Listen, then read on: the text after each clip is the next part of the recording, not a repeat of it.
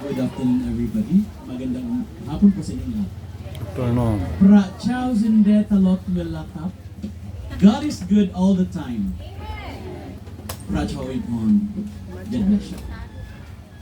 Okay, so I've been 14 years in Thailand as a church planter. We do Yeah. evangelism and discipleship to Thai nationals. I started of planting a church in Thailand as an independent. From Bethlehem Bible Baptist Church in Paho, Balod, Masbate. At doon po si Pastor Sean Mark na trained through my leadership in the church. 8 years po ako nagpastor sa Masbate bago ako tinawag ng Panginoon sa Thailand as a missionary. That was only my desire is to visit Thailand and to see the culture and the people.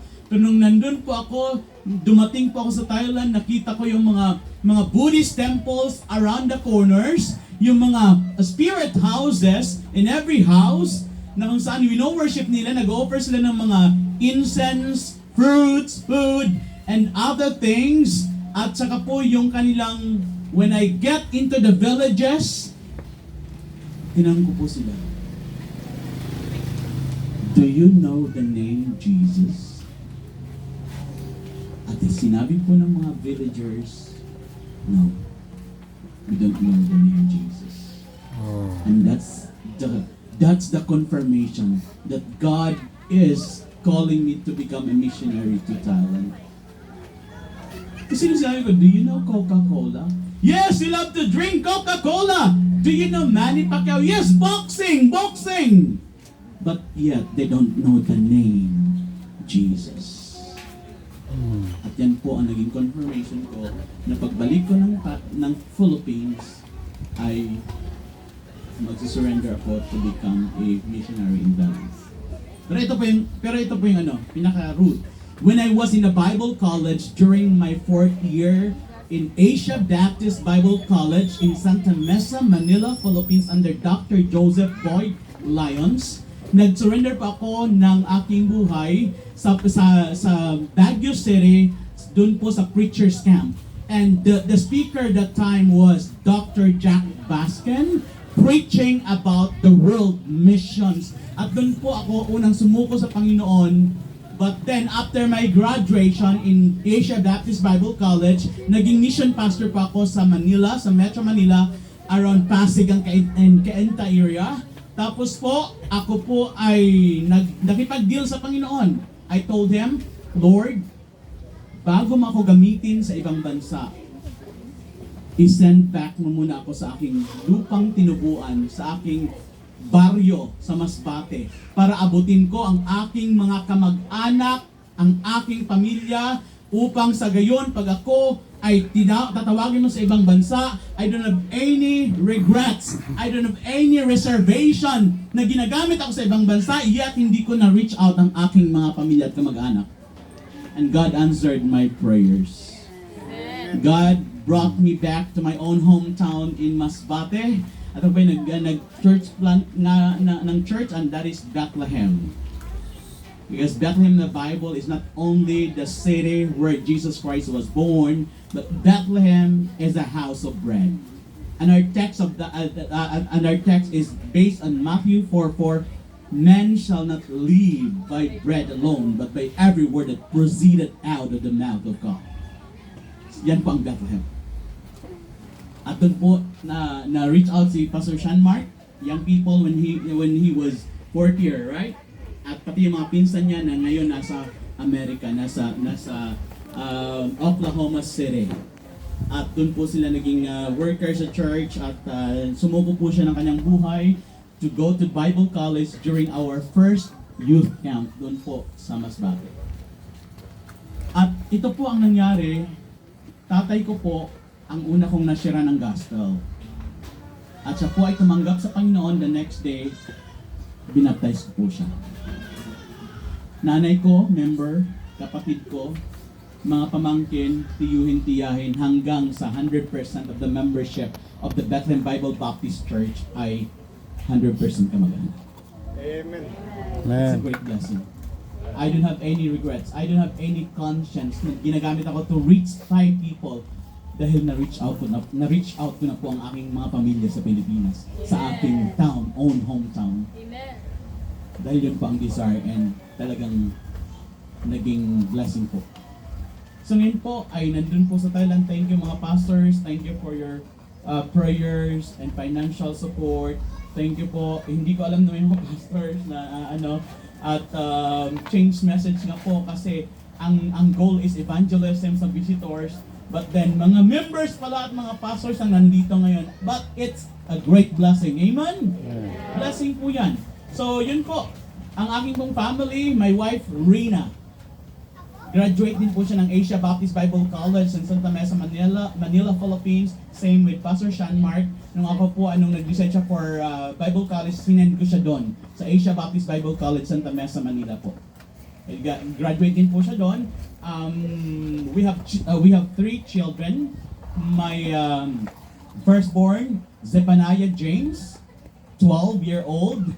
The second one is Zachary John, 4-year-old. And the only girl, Zella Jaya, 1-year-old. At nandun po sila ngayon sa Thailand dahil ito po ang pagpunta ko, timing, dahil umatin pa ako ng Spiritual Leadership Asia. At after ng Spiritual Leadership Asia, sabi ko, ganito na lang. Hindi ako uuwi agad sa Thailand. Pupunta ako ng New Washington. Kaya nga po ito po na-set up at blessing dahil nandito po at naging kabahagi po nitong 6th year anniversary dito po sa Bethlehem Bible Baptist Mission. At ito pong set up na ito ay hindi na bago sa akin kasi dinaanan ko rin po yan. Alam niyo ni Pastor Sean Mark, nagsimula kami sa ganong planters, walang bubong, basta may makaano lang sa init, ng sikat ng araw, tapos pawid, tapos hanggang sa ang lupa ng church ay dinonate ng aking parents. 300 square meters ay dinonate po nila doon at nakapagpatay na po tayo doon ng building, concrete building po by God's grace. Dahil po may mga pastors po tayo dito, mag-update na rin po ako sa gawain. Last November po, 2024, meron po tayong church anniversary at 160 sa isang hotel po natin ginanap at 160 po ang attendance.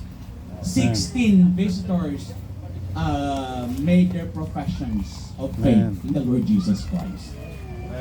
At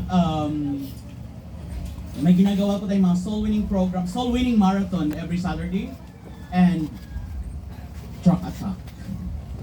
Yan po ang mga natin doon at may mga nasisave po through truck attack at tumatawag sa number ko at umatin ng church doon sa Thailand. At meron nga pong nangyari sa one time na may nasave at gusto niya umatin ng church. Tapos umatin ko siya ng church and then nag-palpitate po siya, nag-pass out po siya.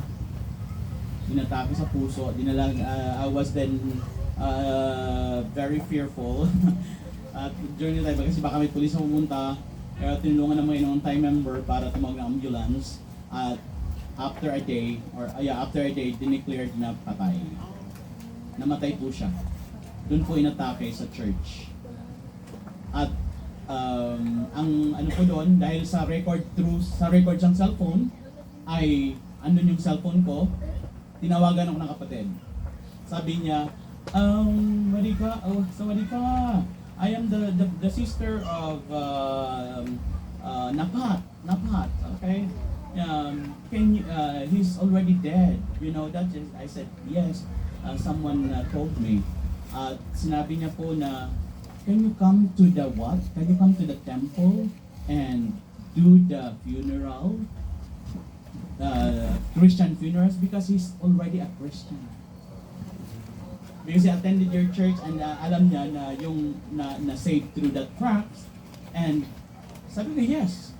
So during the time nag-conduct po kami ng funerals at umalis yung mga monk, kami ang nag-take over sa temple, Buddhist temple, at nandyan yung family at ginamit po ng Panginoon ang body ng kapatid na yon na namatay para ma-save ang 17 family members. Amen. Namatay po siya pero na-save naman yung mga family niya. Amen. And it's a blessing. Yun po ang ano natin doon. Tapos meron po tayong mga outreaches sa Ayutthaya Province. Sa park po, nagkakaroon tayo ng free English classes. Dahil ang Thailand po is zero English. Kaya nga po, 95% of Filipinos are teachers. Lahat po ng school sa Thailand ay may English teachers. So angat po tayo doon, respected. Kasi pag nalaman lang ng Filipino, sasaludo at magbabaw sila dahil ikaw ay teacher. Kahit hindi ka teacher. Nasa mindsetting na po nila kapag Filipino teacher. At ito pong pagbalik ko by Monday at that week po, by God's grace, magbabayad na po tayo ng ating lote doon sa Chiang Rai, Thailand for our second church plant, and we will be buying 3,270 square meters. And it's amounting 1.7 million baht. God provided for the funds.